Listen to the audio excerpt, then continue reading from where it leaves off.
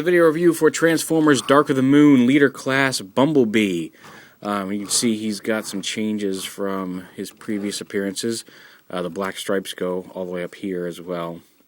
Before they were just like here and on the back.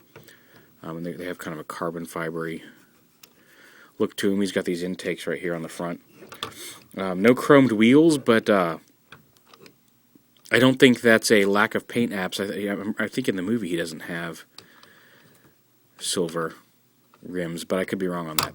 He does have these NASCAR-esque crash webbings in here, but they're not painted, so they're just kind of etched into the clear. They're actually etched into the inside of the door if you touch them. But he does have the NASCAR crash webbing there, etched into the windows.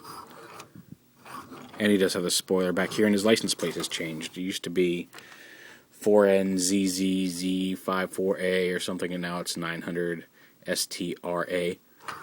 I had no idea why the change. Maybe that's some sort of code. You just still have the little Autobot symbol painted silver there as well. But yeah, there's the underside, the new chest piece under the car. It's big giant feet. He also comes with something I know a lot of people are not thrilled with, this electronics pack. Now, he does kind of have like jet engines on the back, so when you strap it to the car, we just saw a picture of a deluxe Bumblebee remolded to have some jet engines kind of on his back and some tech wiring, so I think this is intended to be his upgrade to the jetpack. It's clunky, but it does, like I said, it attaches, it clips in back here, so it doesn't leave any. That's just the antenna nub, so it doesn't leave any open ports or anything back there, which is nice. It's a separate piece, but if you take it off, it doesn't ruin the look of the figure. And you can throw it too, and it makes a nice clunking sound. But it just snaps in back here, and like I said, it can be the jetpack. Now there are no electronics in the figure, and I think that's to the figure's benefit. They are all on here, which is kind of to this thing's detriment, but you have that option. If you like it, you can put it on. I think this piece is more effective in robot mode. But you can actually, if you take this red little lever, and as you can see, nothing is making any noise. But if you extend this lever forward, you see the guns flip around. Now he's an armed car, and either pushing on the Autobot symbol here makes noises and lights that up, and then you can actually compress in each of these, and they light up orange, and make firing noises, as well as the transformation noise that you hear when you extend it and detract it. Also, you'll notice right here and right here, he's got some clips. Hold on just a second. Alrighty, so the weapons pack here, and all that does the weapons. I can't remember what I was talking about. Oh, but he does have these clip-on points right here on the guns, and he also has a couple clip-on points right here. You can actually see through into the battery compartment, and kind of see the batteries in there. That was my fault. I just popped it off, but he does have, on top of the electronics and the mech tech, like I said, there's mech tech port, mech tech port, mech tech port, mech tech port, and mech tech port right there. So you can attach a lot of weapons to Bumblebee, both using mech tech ports and the clip system. So it's not a completely useless backpack, especially if you want a heavily armed Bumblebee.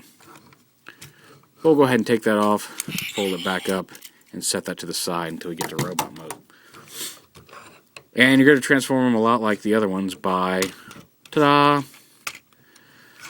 opening up the doors. That's usually how you start off a Bumblebee transformation. And except this time, this does not plug into anything back here. You don't have to open the legs first. You can flip this up, get the legs separated. Again, they fold down, and they kind of transform like a cross between the deluxe version and the Supreme or the Battle Ops Bumblebee. You flip out the heels there, flip this out, flip that up. And that the way they fold down and extend is very much like the deluxes, but they have this foot piece and this leg. The way the leg panel folds in from the side, like on the Battle Blades Bumblebee. And this piece rotates up and in, form his leg armor. Same over here, fold this up, rotate this up and fold it in, form his leg armor. Flip that up, flip the foot around, flip the toes down and under.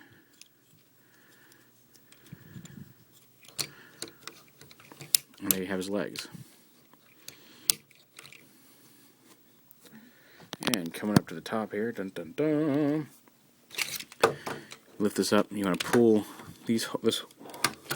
Okay, sorry about that.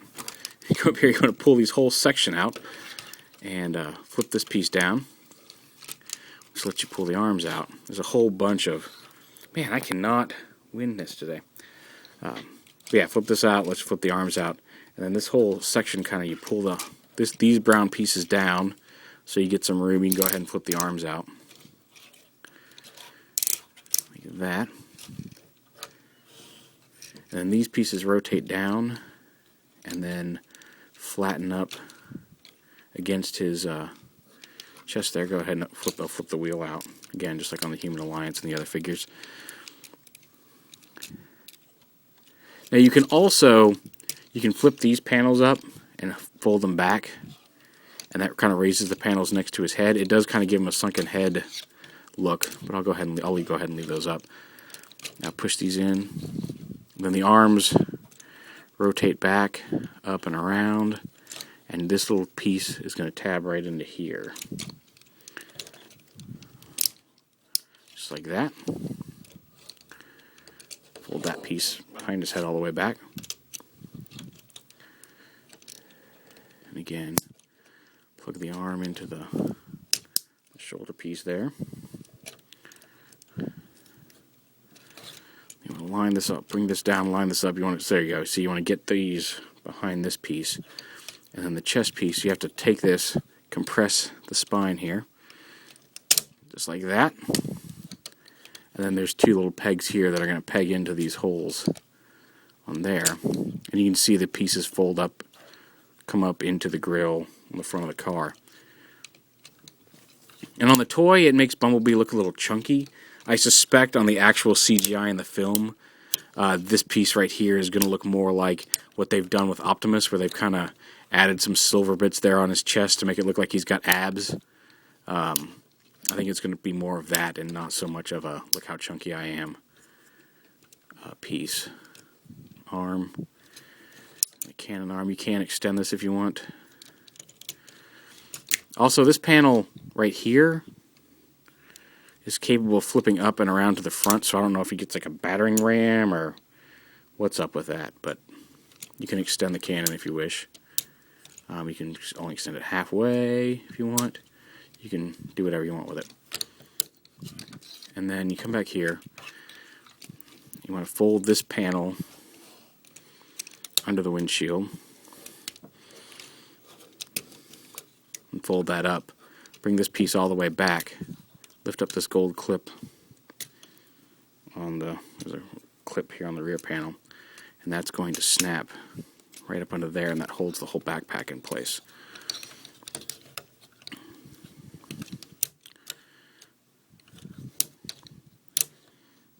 Oh.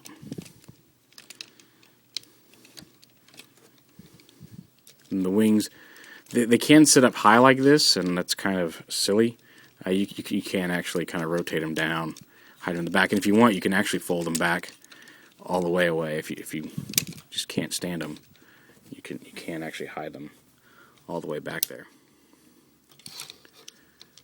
I like to leave them so they're at least kind of out. And there's his robot mode. And just a quick size comparison here. Let me stand him up properly. Come on, Bumblebee. Oh, it helps if I straighten your leg all the way, doesn't it? Dun dun dun. So height-wise, let's see if we can get him in frame here. Here he is with Human Alliance Bumblebee. He's actually right about not much shorter than Revenge of the Fallen Leader Prime. So he's not really short, but there he is with Battle Blades Bumblebee. And let's see if we can get them all in here, actually. Put him there, put him there. And here he is with the Battle Ops Bumblebee behind him. So there you go. Quick size comparison with various other Bumblebees.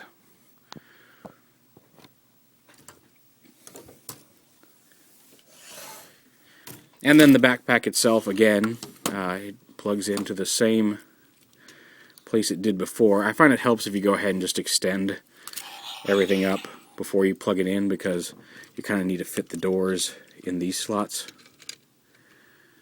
And then plug it in. Just like that. And it's a little difficult to get him to stand with this on. It makes him very back heavy, as you might expect. And if there's a trick, I'm still trying to figure it out, but you can get him to stand with the backpack on. Just takes a little bit of doing.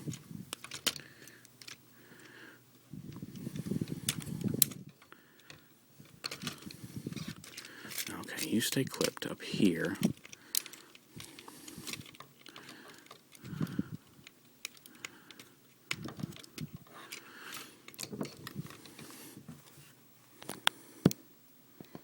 But then once you have the backpack on, you can rotate these cannons forward, as well as flip this up over his shoulder. So he's got a jetpack that also gives him some armament. There we go. It was just a matter of time to get him to stand in robot mode. No hands! And just like before, you can fire the guns just like that.